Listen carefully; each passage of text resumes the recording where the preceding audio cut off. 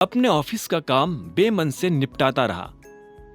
कुछ देर के बाद लंच हो गया था। अभिनव उठा और सीधे कैंटीन की तरफ बढ़ने लगा। वहां अभिनव के अलावा और भी बहुत सारे लोग लंच करने के लिए आए थे। जैसे ही वहां बैठे लोगों की नजर अभिनव पर पड़ी तो उनके हाथ का निवाला हाथ में ही रह गया। वो सब बस अभिनव को देख रहे थे। अभिनव ने उनमें से एक को भी पलट कर नहीं देखा और अपना लंच लेने के लिए काउंटर पर चला गया। यही है वो आदमी जो आज भी काम पर लेट आया था। और तुम्हें पता है, ये ऑफिस में असिस्टेंट की नौकरी करता है। ये तो जेनी ने इस बारे में अकरम सर को कुछ नहीं बताया, वरना इस आदमी की जॉब चली जाती। अभिनव ने उसे फिर से कोई जवाब नहीं दिया। वो मन ही मन हंस रहा था। उसने बस अपना खाना लिया और टेबल पर जाकर बैठ गया। वो किसी से बात नहीं करना चाहता था, लेकिन एक आदमी जो उससे थोड़ी दूरी पर बैठा था, उसने कहा, मुझे तो विश्वास नहीं हो रहा यार कि जेनी ने ऐसा कुछ नहीं किया। जब मैं 2 मिनट लेट हुआ था तो जेनी ने मुझे सीधा फायर करने की धमकी दी थी, लेकिन ये आदमी पूरे 2 घंटे लेट आया और जेनी ने इसे कुछ नहीं कहा। हो सकता है कि इसके मैनेजर को इस बारे में अभी तक कुछ पता नहीं चला है, लेकिन ये बात मैनेजर से ज्यादा टाइम तक छुपी नहीं रहने वाली है।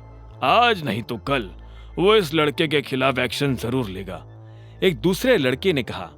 तभी अभिनव से एक लड़की ने पूछा, तुम यहाँ पर ऑफिस असिस्टेंट का काम करते हो? अभिनव इस आवाज को सुनते ही पहचान गया था कि ये किसकी आवाज है। ये उसके कॉलेज की साथी कामिनी की आवाज थी। कामिनी भी यही नौकरी करती थी।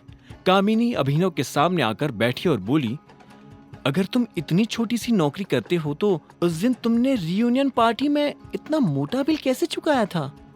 अभिनव ने उसकी बात के जवाब में कहा, अगर तुम भी अपने अगले वर्ल्ड टूर के लिए जाने वाली थी तो फिर यहां नौकरी क्यों कर रही हो? अभिनव के मुंह से ये बात सुन कामिनी एक पल के लिए जम गई थी।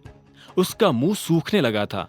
जब उससे अभिनव को देने के लिए कोई जवाब नहीं सूझा तो उसने कहा, फिर भी मैं कम से कम तुमसे तो बेटर पोजीशन पर ही हूं।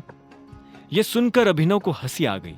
उसने खीरे का एक टुकड़ा उठाया और चबाते हुए बोला, तो इसका मतलब तुम इस दिन झूठ बोल रही थी? तुम क्या मुझे ताना मारने का मौका ढूंढ रहे थे?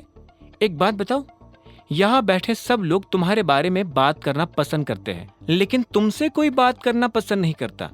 कम से कम मैं तुम्हारे साथ बैठकर खाना तो खा रही हूँ, फिर भी तुम मुझसे इस तरह से बात कर रहे हो। अभिनव ने उसकी इस बात का कोई जवाब नहीं दिया। वो कामिनी को इग्नोर कर चुपचाप अपना खाना खा रहा था। ये देख कामिनी झल्लाई और गुस्से में बोली, ये एटीट्यूड तुम्हें बहुत भारी पड़ेगा अभिनव, बहुत भारी पड़ेगा। इसके बाद कामिनी ने अपनी थाली उठाई और खाना खाने के लिए दूसरी जगह जाकर बैठ गई। अभिनव को कामिनी के जाने से कोई फर्क नहीं पड़ा। वो फिर से अपने ऑफिस आया और उसने बाकी का काम खत्म करना शुरू कर दिया।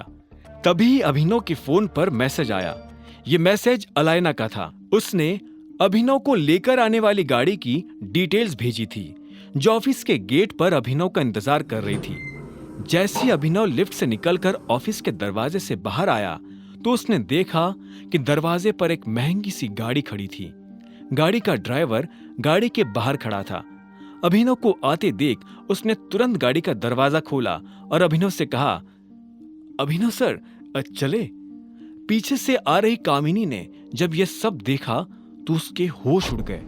एक ड्राइवर इतनी महंगी सी गाड़ी का दरवाजा खोलकर खड़ा था, वो भी अभिनव के लिए। ये बात कामिनी को हजम नहीं हो रही थी। उसे अभिनव पर शक होने लगा था। इधर अभिनव गाड़ी में बैठ गया। अचानक से उसकी नजर कामिनी के चेहरे पर पड़ी। उसका मुंह खुला का खुला था और वो बस अभिनव को देखती जा रही थी। इतने में ड्राइवर ने अभिनव से पूछा, सर म्यूजिक ऑन कर सकता हूं? अभिनव ने हाँ में सिर हिलाया और बोला, लेकिन हम लोग जा कहाँ रहे हैं? अलायनास पैराडाइज, ड्राइवर ने कहा। यह नाम सुनते ही अभिनव के चेहरे पर मुस्कान आ गई। उधर कामिनी ने जब अभिनव को उस गाड़ी में जाता देखा तो उसका ब्लड प्रेशर बढ़ गया था। अब आगे क्या होने वाला था?